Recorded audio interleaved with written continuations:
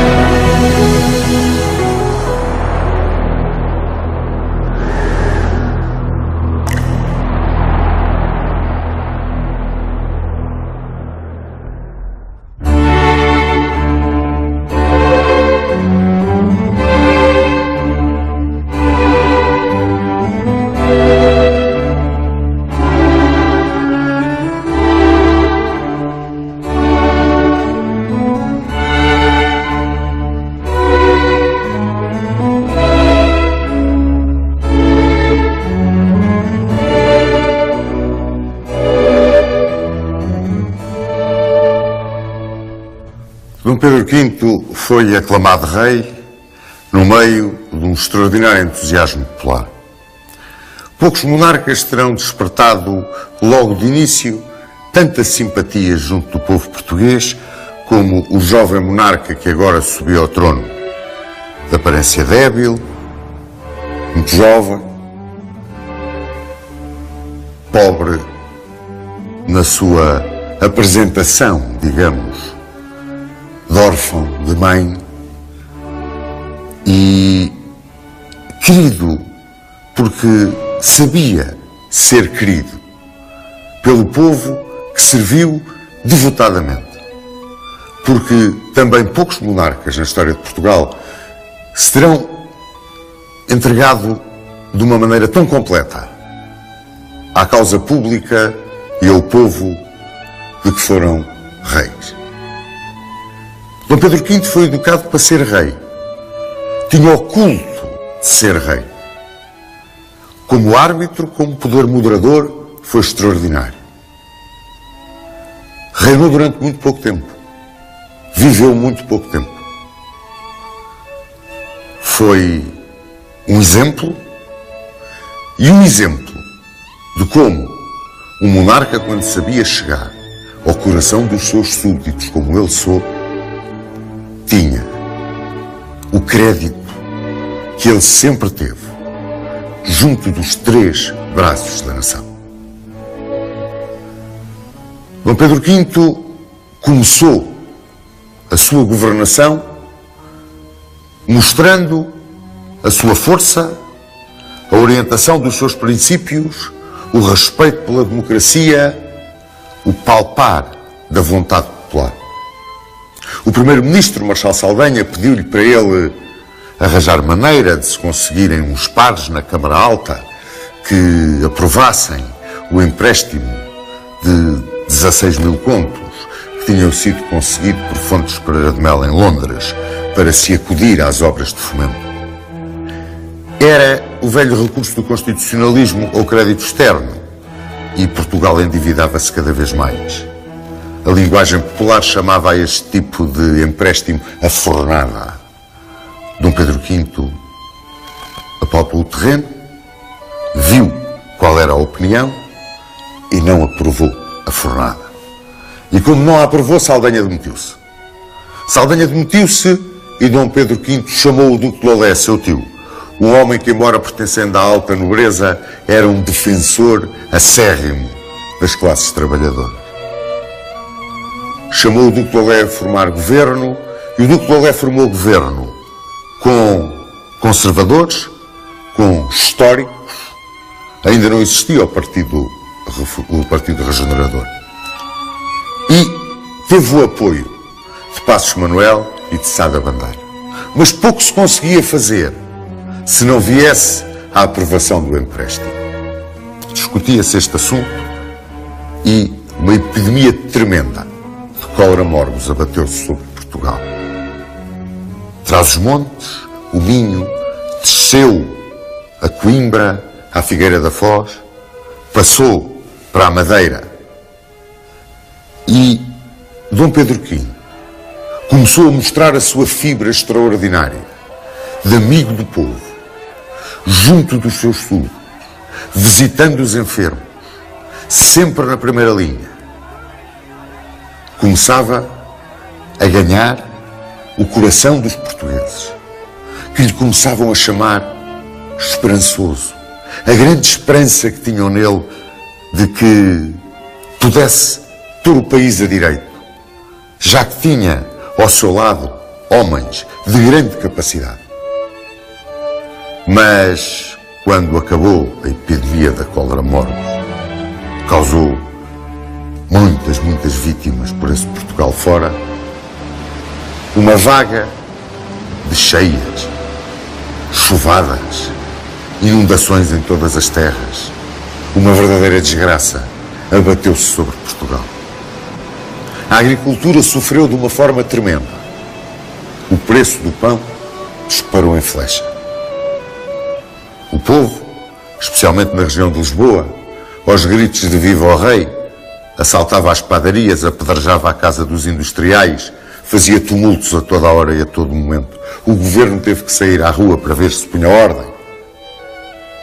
E Dom Pedro V decidiu-se a ajudar aquele caos, propondo que se liberalizasse o comércio dos cereais, porque tinha que se defender a classe dos utentes. E mais, quando lhe vieram perguntar, e agora estes devedores todos à fazenda, o que é que nós vamos fazer? Ele respondeu que era profundamente triste, imoral até, ver os pobres ficarem sem os seus míseros tarecos e os ricos a deverem 20 contos e mais. E que quem devia pagar a crise, pois era quem tinha mais. E ele, que era dos mais favorecidos, ele e a família, deram 34 contos ao tesouro. Vinha na linha do seu pai. Tantas e tantas vezes acudiu Dom Fernando ao tesouro. Acudia agora Dom Pedro V e dizia: parte deste dinheiro é dos meus irmãos e é um empréstimo. Mas a minha parte não quero que me deem nada de volta, porque esse é o meu dever. Extraordinária esta alma. Acudia do seu bolso. Começava a ser muito amado. É curioso que na história são os dois cognomes, o esperançoso e o muito amado.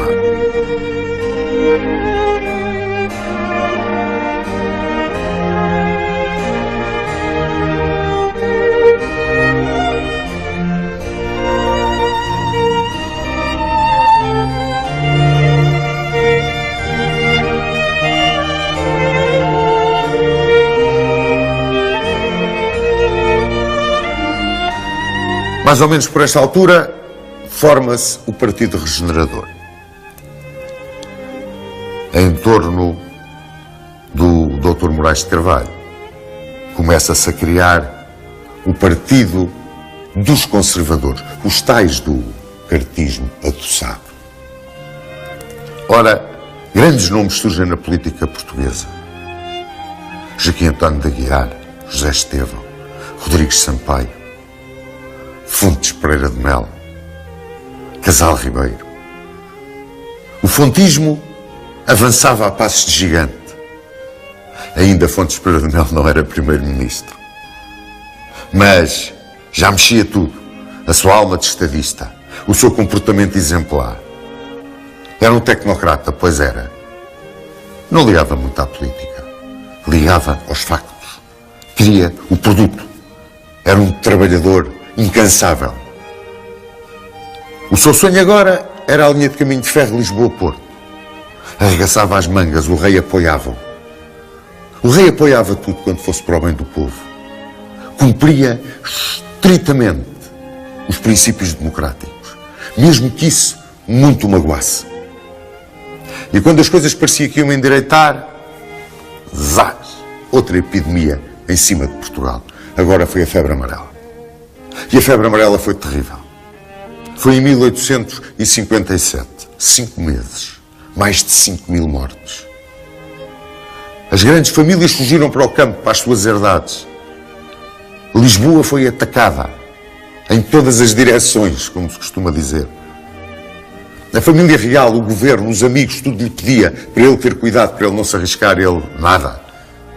Nas casas dos pobres, nas barracas dos mais necessitados, nos hospitais que se montavam, aí estava o rei, na primeira linha, sempre ao lado dos seus súbditos, que ele adorava, e que o adoravam e que lhe chamavam santo. Quando as coisas se compuseram, arranjaram uma noiva de categoria extraordinária para um homem de extraordinária categoria. Casava Dom Pedro V com Dona Estefânia de Hohenzollern-Sigmaringen. Uma miúda da mesma idade dele, ela era um catraio. Oh, meus amigos, o rei era um gaiato. Mas era um homem, em toda a acessão da palavra. Era muito mais do que um político, era muito mais do que um chefe de Estado. Olhava para o seu povo como um pai. E encontrou em Dona Estefânia a mulher ideal. O Marquês de Lavradio pediu em casamento para o rei. O Duque da Terceira foi buscá-la. Casou por procuração. Em 17 de maio de 1858 chegava a Lisboa e conquistava imediatamente o coração dos portugueses. Estava sempre ao lado do marido, acompanhava-o em todas as iniciativas. Era a grande amiga dos pobres. Tudo parecia caminhar com este casal real que simbolizava a própria monarquia. Simbolizava a própria monarquia junto do povo português. Pois mais problemas surgiram no caminho de Dom Pedro V. Poucos, se há algum, monarca português teve tantos escolhos no caminho, teve tantas contrariedades institucionais e pessoais como este pobre rapaz. Mas sempre ultrapassava tudo, levantava a cabeça. Ele, que tinha sido educado na mais estrita disciplina militar. Ele, que era um apaixonado pela carreira das armas. Aí estava ele, sempre na primeira linha. Agora, era o conflito com a Igreja. Começava este conflito por causa do padroado do Oriente. A Cúria Romana não tinha qualquer respeito pelo clero português. Alexandre Herculano protestava contra a concordata. E quando tudo parecia que o choque com Roma era inevitável, rebenta um escândalo em Portugal, também ligado à religião. As freiras da Ordem de São Vicente de Paula. As freiras francesas que vieram para Portugal, na altura da cólera morbus, para, com todo o carinho, todo o amor, toda a devoção de uma ordem religiosa, apoiarem na luta contra essa praga que nos caiu em cima. Mas ficaram por cá. E agora já não eram de caridade, eram de ensino. Eram de ensino e muito bem pago. As escolas das freiras de São Vicente de Paula originaram um escândalo. Elas eram protegidas pelas senhoras da mais alta sociedade. A Duquesa da Terceira, a Marquesa de Ficalho, a Marquesa de Lavradio, a Imperatriz Viúva. Diziam até que a própria rainha defendia as freiras, que eram atacadas. José Estevão, no Parlamento, falava contra a roubalheira dos colégios de freiras. Os históricos, meu Deus, o barulho que fizeram. Os conservadores, enfim, queriam ir aguentando aquilo, porque na Câmara Alta, que era conservadora na sua maioria, as freiras eram apoiadas. E o rei, esse, mantinha-se impávido e sereno à espera de atuar como um árbitro, segundo todos os princípios da democracia. As freiras foram apedrejadas na rua. Passou o problema para o corpo diplomático. Havia protestos por toda a parte. E Dom Pedro V resolveu intervir. Pediu à infanta Dona Isabel Maria que aconselhasse as irmãs de caridade a irem-se embora, de livre vontade, para evitar a expulsão ou problemas gravíssimos de ordem pública no reino. O Duque Lolé agitava a extinção das ordens religiosas. E ainda não estava resolvido o problema das freiras, quando arrebentou outro problema. Aliás, havia um jornal. Um jornal que era um jornal um bocado por um humor sarcástico e ao mesmo tempo corrosivo. Era o Asmodeus. Este jornal listava as desgraças todas do reinado de Dom Pedro V e dizia: não há um dia que não aconteça uma hora. Ele foi a cólera morbus, a febre amarela, foi o problema das freiras, foi o problema das tempestades, foi o problema das inundações, foi o problema do pão. Afinal de contas, quando é que este homem tem um momento de descanso? E quando fazia esta pergunta, tremeu a terra no Algarve. Um tremor de terra brutal no Algarve, mas outro tremor de terra acontecia no mundo da política. Calculem que nas costas de Moçambique a marinha portuguesa capturou um navio francês que estava a piratear. A piratear, é autêntico, a piratear nas águas de Moçambique. Era o Charles e Jorge. Pois capturou-se um navio, prendeu-se o comandante e multou-se o armador. E o armador protestou para o governo francês. E o governo francês começou a pressionar Portugal. E Portugal pediu uma mediação internacional neste assunto. E o governo francês disse que aceitava a mediação da Holanda, mas que Portugal tinha 48 horas para devolver o barco, libertar o comandante, pagar a indemnização, porque vinham 4 navios de guerra a caminho do Tejo. Napoleão III zombava da nossa fraqueza. E Dom Pedro V, que era adorado pela Rainha Vitória, como ficou demonstrado na célebre visita que ele fez à Inglaterra durante a sua viagem pela Europa com o infante Dom Luís, seu irmão, paga do bolso de Dom Fernando. Paga do bolso de Dom Fernando. Essa viagem que ele fez pela Europa e que foi recebida em Inglaterra de uma forma extraordinária pela Rainha Vitória, que tinha, por aquele rapaz, uma infinita admiração. Era muito amiga dele. E ele pediu a intervenção da Inglaterra. Mas é claro, a nível das nações, como sempre vos tenho dito, há interesses, não há amizades. E a Inglaterra não fez qualquer intervenção. E nós tivemos que libertar o navio, libertar o comandante, pagar a indemnização. E Dom Pedro V disse: esta é a cobardia dos fortes. Para bater nos pequenos, são os ases. Guerra Junqueiro chamava a Napoleão III um anão com o nome de um gigante. Falou pela boca de Deus. Um anão com o nome de um gigante, era aquilo que ele era. E a Guerra Franco-Prussiana, 1870-71, mostrou bem. Era um anão com o nome de um gigante. Mas para nós, era um gigante, cheio de força. Era a lei do mais forte.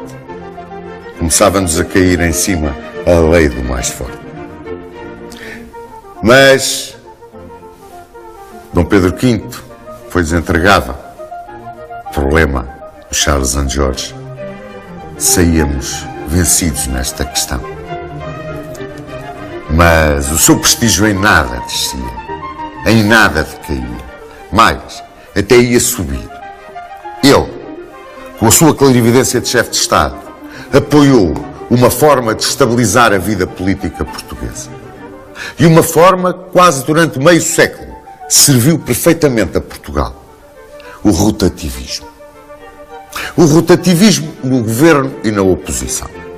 Criavam-se duas forças políticas, de objetivos e filosofias não muito diferentes, capazes de, ora, um no governo e outro na oposição e vice-versa, conduzirem a política na direção dos objetivos estratégicos que levassem ao engrandecimento de Portugal e à solução das crises que de longa data o atormentavam.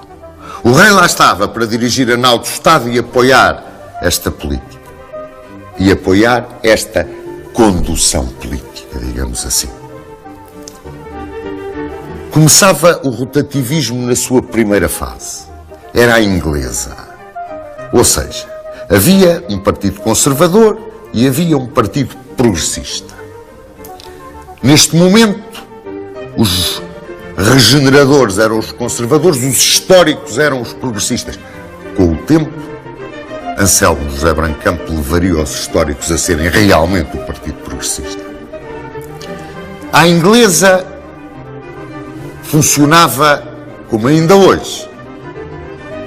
Eleições, o partido ganha as eleições, o rei convida o líder do partido vencedor a formar governo. E o outro partido vai para a oposição. E assim vão alternando neste rotativismo. Em Portugal a coisa não era bem desta maneira. Quer dizer, num sistema rotativista, democrático, um governo é governo porque ganha eleições. Mas em Portugal era ao contrário. Ganhava eleições porque era governo. Quer dizer, o rei demitia o gabinete, nomeava um gabinete e marcava eleições. Ou seja, quando as eleições se davam já havia governo. Portanto, na esmagadora maioria dos casos, o governo ganhava as eleições.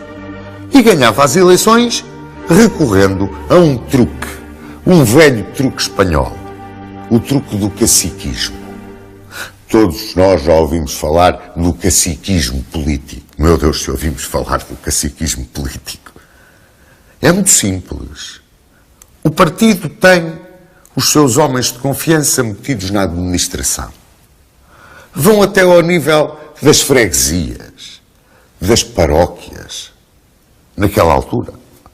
E controlavam a vida com ofertas, com pequenas corrupções, enganando muitas vezes o povo, prometendo gato por lebre, favorecendo empenhos, enfim, arranjando uma clique que na altura das eleições chegava às urnas e votava nesse partido. Este sistema do caciquismo, que mais tarde, vamos ver, no reinado de Dom Carlos, foi acusado pelos franquistas de corrupto, de barriguista. Este sistema do caciquismo servia perfeitamente na altura aos desígnios do rotativismo à portuguesa. Talvez porque o rotativismo à portuguesa não tinha, no fundo, a verdade democrática do rotativismo britânico, talvez tenha sido por isso que falhou.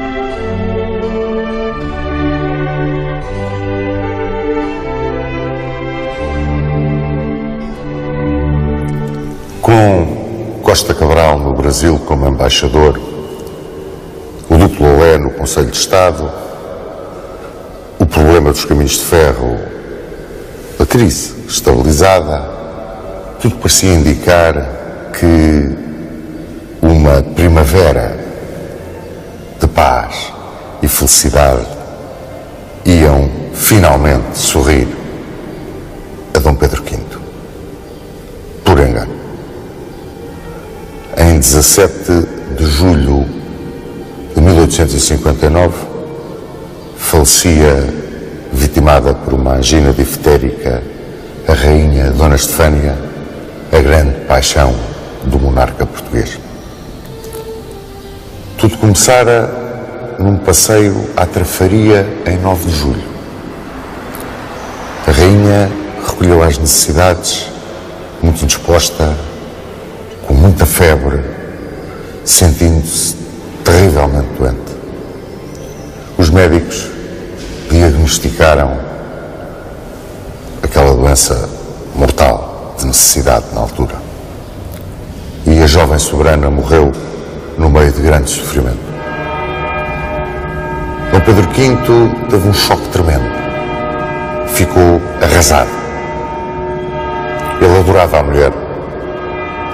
E a mulher era a companheira ideal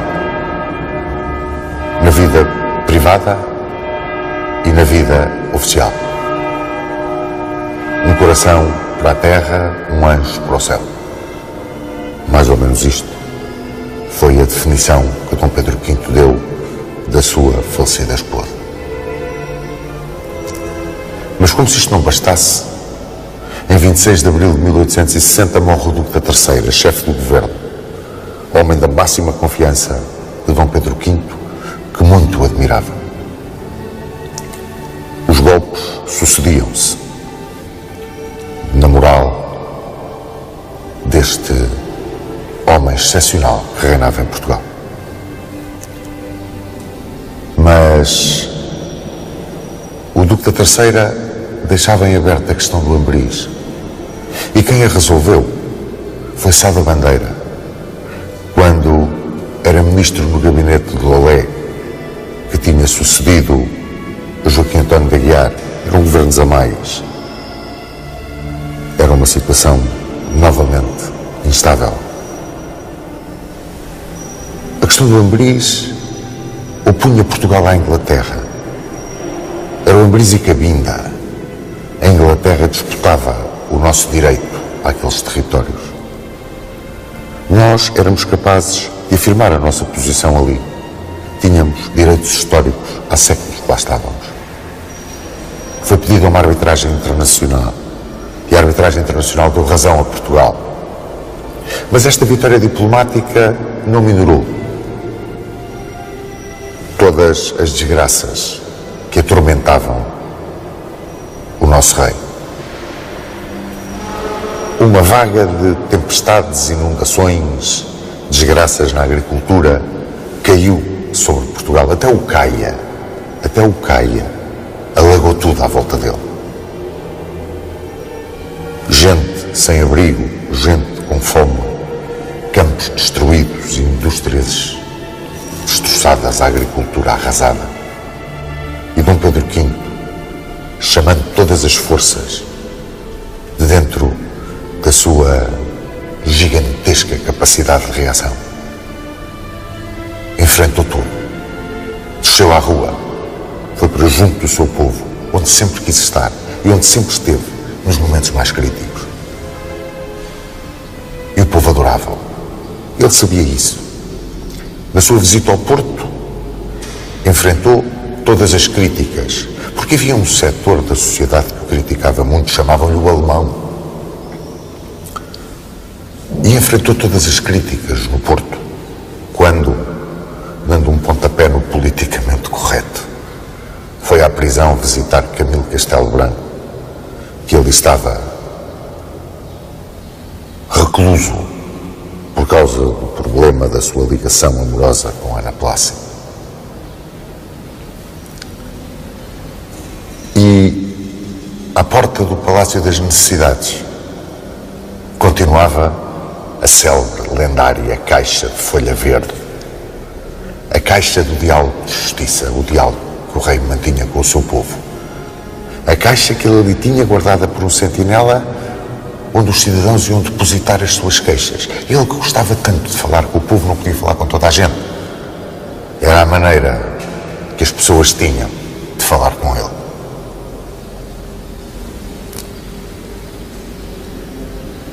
Em outubro de 1861, Dom Pedro V foi visitar o Alentejo com os infantes Dom Fernando e Dom Augusto.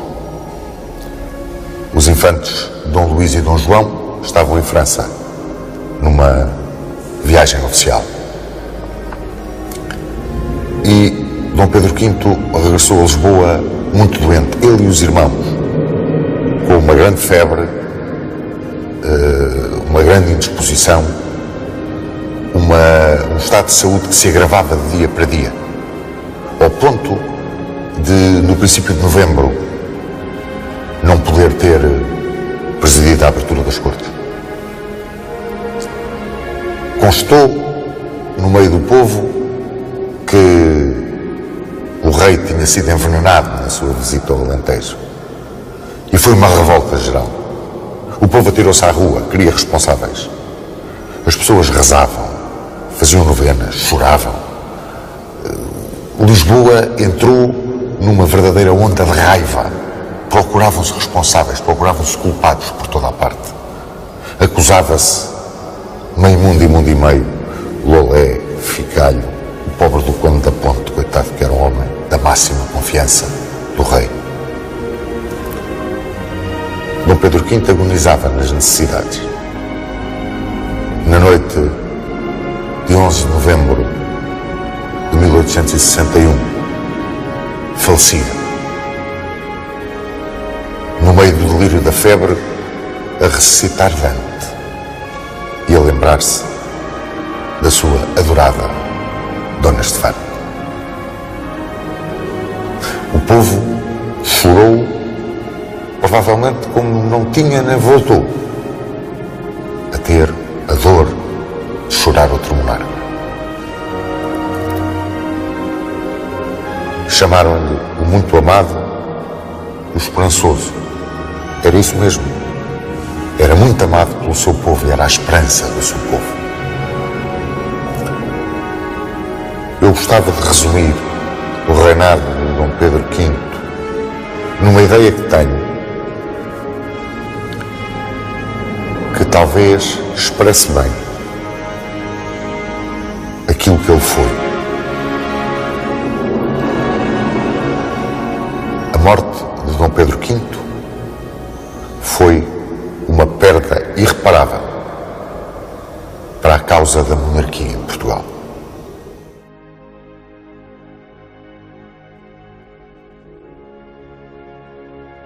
Sr. Dom Duarte, fale do Sr. Dom Pedro V, por favor. O esperançoso, por um lado, o muito amado, por outro. Bom, foi realmente... Ele ajudou muito os governos, ajudou muito a opinião pública da época a perceber a necessidade de um progresso económico baseado em, enfim, um trabalho sério, um trabalho sistemático, e porque, obviamente, com a democracia que vivíamos, os governos, como hoje, dependem das eleições e, portanto, muitas vezes não dão continuidade ao trabalho que é começado por uns, os outros dizem que não lhes interessa e vão mudar e tal. E o rei era um elemento de continuidade. Falava com os primeiros-ministros, com os governantes, enfim, dava sugestões e acabou por ter uma influência muito positiva. Por outro lado, era muito apreciado, muito querido pela rainha Vitória de Inglaterra, e se ele não tivesse morrido, provavelmente que a rainha não teria deixado que se fizesse um ultimato, que a Inglaterra fizesse um ultimato contra Portugal para poder ficar com o controle dos territórios entre Angola e Moçambique. Mas, enfim, houve na altura vivia-se um ambiente de bastante otimismo e um ambiente muito positivo, muito construtivo no país. E a ação de Fontes Pereira de Melo? o fomento Bom, foi realmente uma época em que Portugal estava num nível muito avançado em relação à média europeia de desenvolvimento, nomeadamente nas comunicações. Praticamente todas as linhas ferroviárias que temos hoje, não é praticamente, todas as que temos hoje, são do tempo da monarquia e começaram nessa época. Há muitas que já não temos e que, entretanto, foram desmanteladas, não é? E que espero que tornem a ser postas outra vez um dia. Hoje também as estradas foram beneficiadas e a educação também foi melhorada. De facto, foi uma época de prosperidade e de desenvolvimento a sério. Desenvolvimento com progresso. João Duarte, costuma-se dizer que na vida de um grande homem há sempre uma grande mulher, não é? E parece-me que neste caso é evidente que a jovem rainha de Portugal, a rainha Dona Estefânia do Hohenzollern-Sigmaringen, foi a mulher ideal para Dom Pedro V. Que pena que tenha durado tão pouco.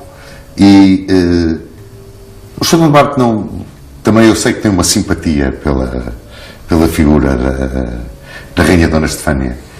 Não, como pessoa, era realmente uma mulher extraordinária, com muito valor e muito bondosa e muito preocupada com o povo a quem ela servia como rainha. E ficou uma memória popular muito forte até hoje. Até no antigo ultramar há hospitais que foram patrocinados por ela. O que aconteceu foi que nessa época os reis casavam-se quase sempre com princesas estrangeiras, não é?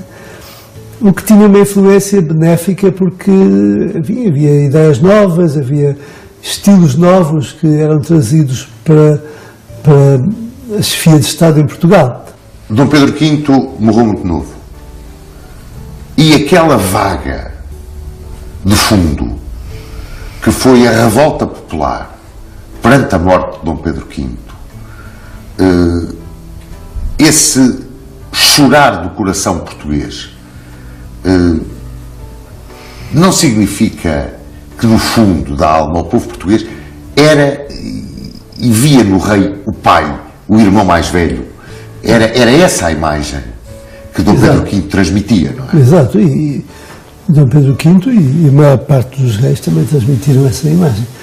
Mas Dom Pedro V, numa época já muito moderna, em que os meios de comunicação eram por vezes muito agressivos e onde